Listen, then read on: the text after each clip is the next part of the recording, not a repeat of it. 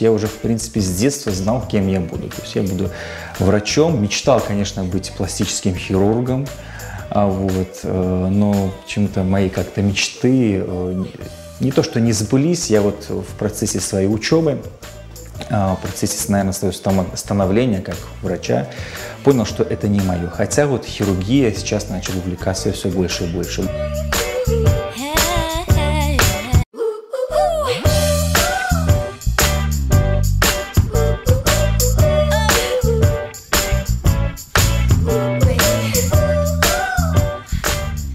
Медицина такая сфера, где никогда нельзя останавливаться на каком-то уровне, потому что все движется вперед. Технологии, материалы, опыт врачей каждый раз надо обновлять, каждый раз надо учиться, и, собственно говоря, что мы и делаем. Я вот своих врачей стараюсь поддерживать в тонусе, чтобы они постоянно ходили на курсы, сам стараюсь тоже ходить.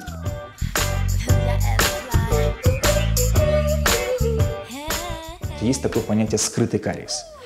Его не увидишь до тех пор, пока уже дырка не будет настолько огромной, что зуб разваливается. Поэтому какую-то профилактику делать, пить витамины – это все хорошо. Чистить зубы – это тоже все хорошо. Но это все настолько, может быть, оно имеет значение. Да? То есть, конечно, чистота у нас во рту должна быть обязательно. Но именно профилактику, которую я могу порекомендовать, это регулярное посещение стоматолога.